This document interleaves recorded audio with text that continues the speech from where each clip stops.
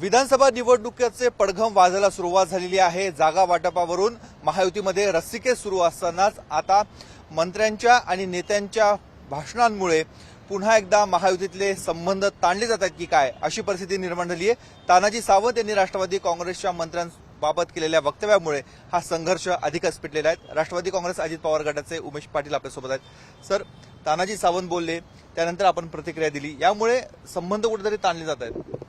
हे पहा, राजकारण, सत्ता हे सगळे वेगळ्या ठिकाणी आणि अस्मिता वेगळ्या ठिकाणी, भावना वेगळ्या ठिकाणी। तानाजी सावंत काय म्हणाले की माझं राष्ट्रवादी काँग्रेस आणि काँग्रेसच्या लोकांबरोबर कधी जमलं नाही। आम्ही मंत्रिमंडळाच्या बैठकीमध्ये बसल्यानंतर मांडीला मांडी लावून बसतो, परंतु बाहेर आल्यानंतर आम्हाला उलट्या होतात। अशा पद्धतीचं घाणेरडं वक्तव्य तानाजी सावंत यांनी केलेलं आहे।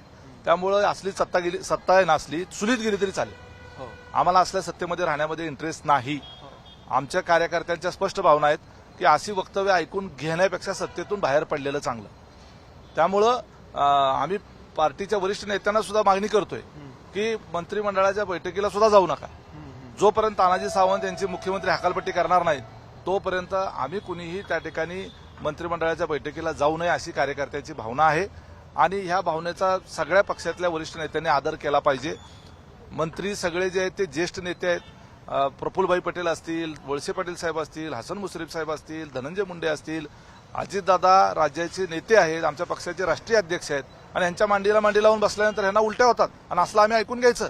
पण मुद्दा हाच आहे, तुम्हाला त्याचा त्रास जाणवला, तुम्ही म्हणता आम्ही काय ऐकून घ्यायचं, परंतु मंत्री नेते तर अजूनही त्यांच्या सोबतच असतात।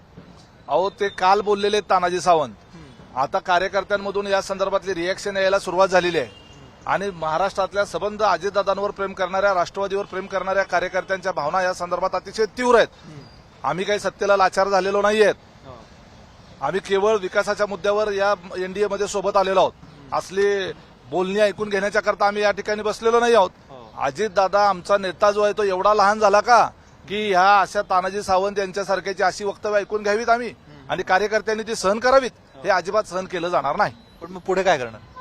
नाही, पुढे काय, तानाजी सावंत यांची हकालपट्टी करा अशी आमची मागणी आहे मंत्रिमंडळातून।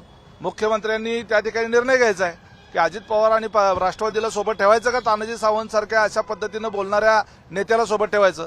तानाजी सावंत यांच्यासारख्या मंत्रिमंडळामध्ये लोकांना घेतल्यामुळं मुख्यमंत्र्यांचं हे जे मंत्रिमंडळ आहे ह्याचा दर्जा घसरला।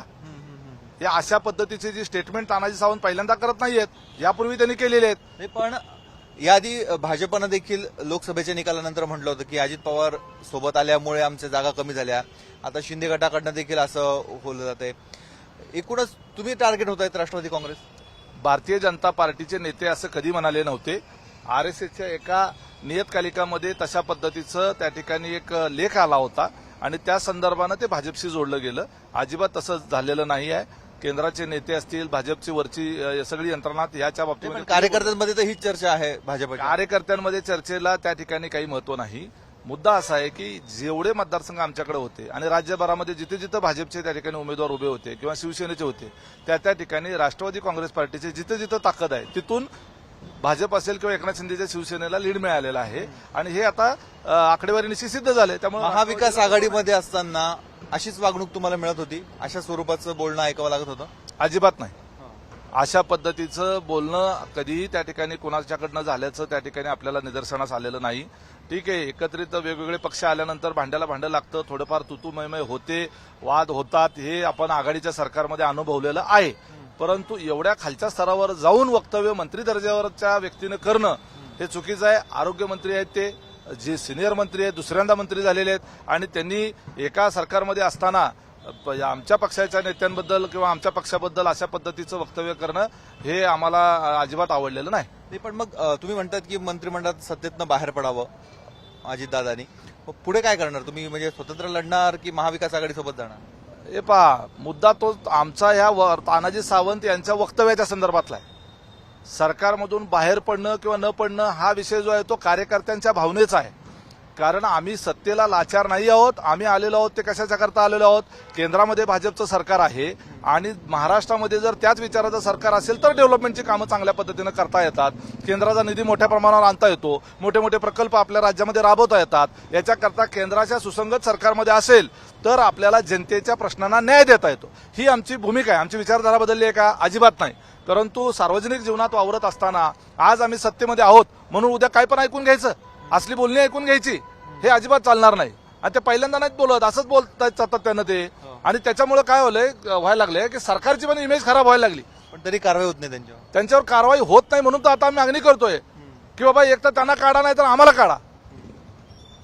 हे आहेत राष्ट्रवादी काँग्रेस अजित पवार गटाचे प्रवक्ते उमेश पाटील. त्यांचं म्हणणं आहे तानाजी सावंत यांच्यावर कारवाई करावी, एकतर त्यांना मंत्रिपदावरनं काढावं नाहीतर आम्हाला आता बाहेर पडण्याची मुभा द्यावी, अशा स्वरूपाचं त्यांचं वक्तव्य आहे. मात्र त्याचबरोबर ते हेही बोलले महाविकास आघाडीमध्ये असताना अशा स्वरूपाची बोलणी त्यांना कधी ऐकायला मिळाली नाही. हे महायुतीमध्ये आता होतं. त्यामुळे आता वरिष्ठ नेते याबाबत काय निर्णय घेतात हे बघणं अत्यंत महत्वाचं आहे. कॅमेरामन मयूर बारगेसह मुकुल कुलकर्णी, एबीपी माझा, नाशिक. एबीपी माझा, उघडा डोळे बघा नीट.